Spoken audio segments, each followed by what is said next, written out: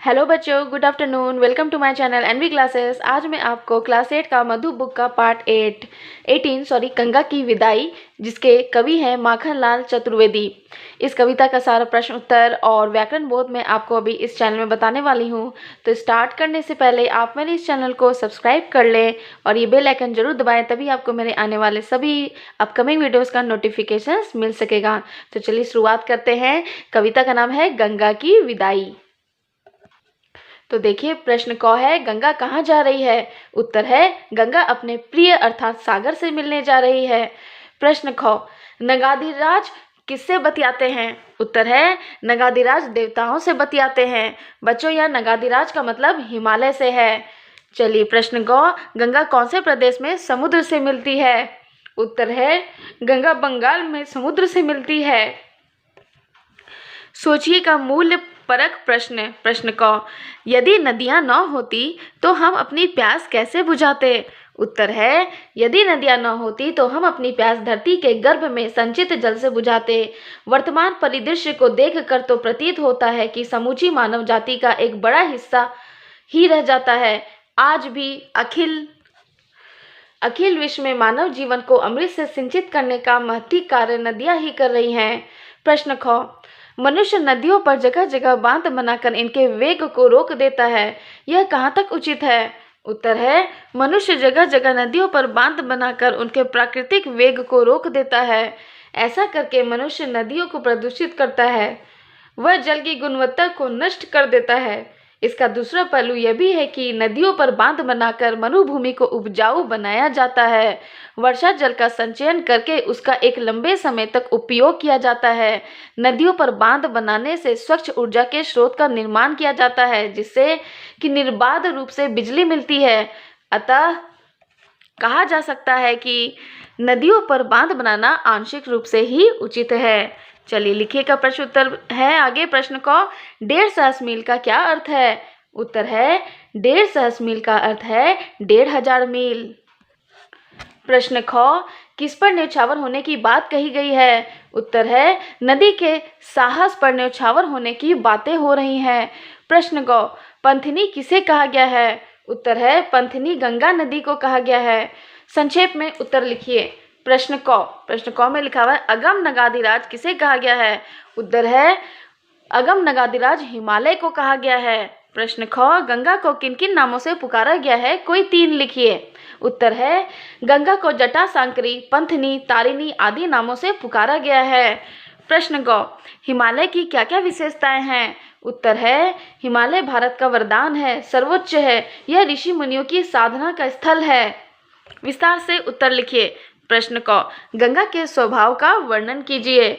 उत्तर है, गंगा सागर से सच्चा प्रेम करती है, यह जमीन पर बहने और वहां के निवासियों से मिलने को व्याकुल है। गंगा क्षिप्र गति अर्थात तीव्र गति बहती है, हिमालय से लजाती हुई प्रतीत होती है। गंगा अपने प्रिय की पुकार को सुनकर तीव्र गति से मिलने जा रही है। गंगा किसानों की आराध्य है, अपने भक्तों को अभय देती है। जन जीवन का अमृत है गंगा। गंगा जल से सिंचित खेत हरियाली से लहलाते रहते हैं। इसके तटों पर तीर्थ यात्रियों और भक्तों का आना जाना लगा ही रहता है। इस तरह से गंगा अपने स्वभाव में अनेक गुणों को समेटे हुए हैं। प्रश्न ख, हिमालय को भारत का वरदान क्यों कहा गया है? उत्तर है, हिमालय भारत के स्वाभिमान का प्रतीक है, यह देश का रक्षक प्रहरी भी है।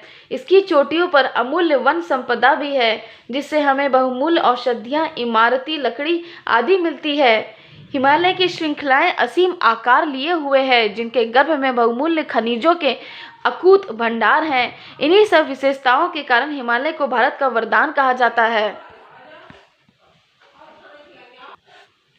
प्रश्न ग, कविता के आधार पर पर्वत और नदी के बीच की भिन्नताएं बताइए। उत्तर है, कविता के आधार पर पर्वत और नदी के बीच भिन्नताएं इस प्रकार से हैं। पर्वत आकाश की ओर ऊंचे उठते हैं और नदी धरती की ओर बहती है। पॉइंट नंबर 2, पर्वत देवों से बातें करते प्रतीत होते हैं और नदी जन जन से मिलने के लिए व्याकुल हो उठती है। पॉइंट 3, पर्वत बर्फ के रूप में रजत मुकुट धारण करते हुए प्रतीत होते और नदी की धारा में सब कुछ बहा ले जाने की शक्ति होती है। पॉइंट नंबर 4, पर्वत मौन धारण किए रहते हैं और नदी स्वर से परिपूर्ण है। भाव स्पष्ट कीजिए।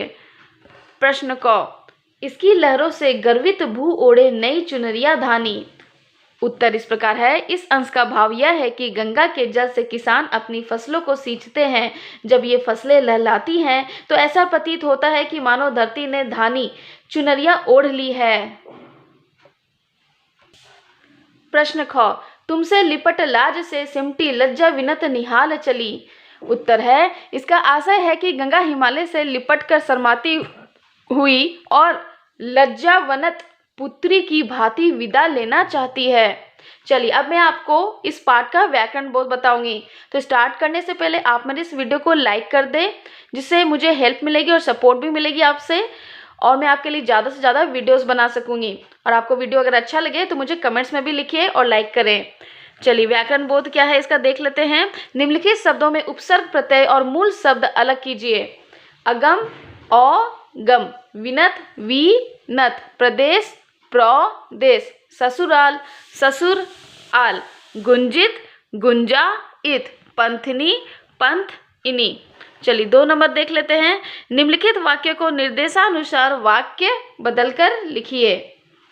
तो हिमालय ऊंचा उठेगा और गंगा नीचे की ओर बहेगी। तो सबसे पहले आपको इस वाक्य को वर्तमान काल में करना है। हिमालय ऊंचा उठ रहा है और गंगा नीचे की ओर बह रही है। भूतकाल में देखिए, हिमालय ऊंचा उठा और गंगा नीचे की ओर बही। ख नंबर, गंगा नौकाओं का आना जाना देख रही है। तो भविष्यकाल क्या बनेगा? गंगा नौकाओं का आना जाना देखेगी। भूतकाल, गंगा ने नौकाओं का आना जाना देखा। निम्नलिखित पंक्तियों में कारक चिन्ह छांटकर भेद लिखिए। तो देखिए मैंने कारक चिन्ह छांटा हुआ यहाँ पर। क नंबर देख लेते हैं।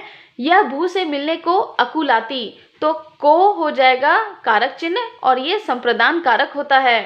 ख नंबर देखिए, तरन तारिणी तरला ने सागर की प्रणय पुकारे सुन ली। यहाँ पर ने क्या हो जाएगा? कर्ता कारक। की क्या हो जाएगा? संबंध कारक। ठीक है, आगे बढ़ते हैं ग नंबर की तरफ। सिर से पद तक ऋषि गण प्यारे। तो यहाँ पर से क्या हो गया? अपदान कारक। चलिए घ नंबर, शिखर शिखारियों में मत रोको। में क्या हो गया? अधिकरण कारक। निर्देशानुसार उत्तर लिखिए। तो देखिए हिमालय के 2 पर्यायवाची लिखिए, हिमगिरी और नगेश। ख नंबर देखिए, मृदु मनुहारे में विशेषण विशेष्य अलग करके लिखिए। तो देखिए मैंने यहाँ पर अलग किया हुआ है, विशेषण है मृदु मनुहारे विशेष्य हो गया। इसका तट धन लिए तरानिया गिरा उठाए पाल चली। इस वाक्य में सर्वनाम रेखांकित कीजिए। तो इसका क्या हो गया? सर्वनाम। ये सर्वनाम शब्द है। घ नंबर देख लेते हैं।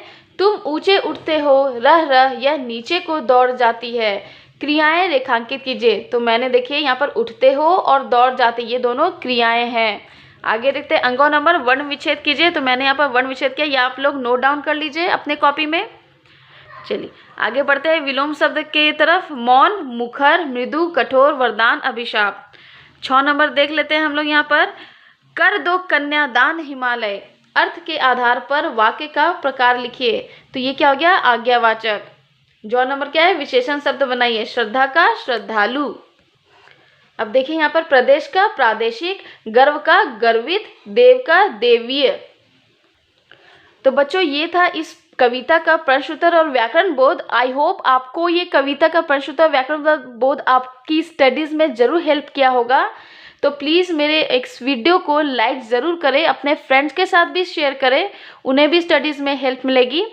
और ये चैनल को सब्सक्राइब कर ले ताकि मैं जो भी वीडियोस बनाऊं उसका आपको नोटिफिकेशंस मिलते रहे। और देखते रहे NB classes. Thank you, bye bye.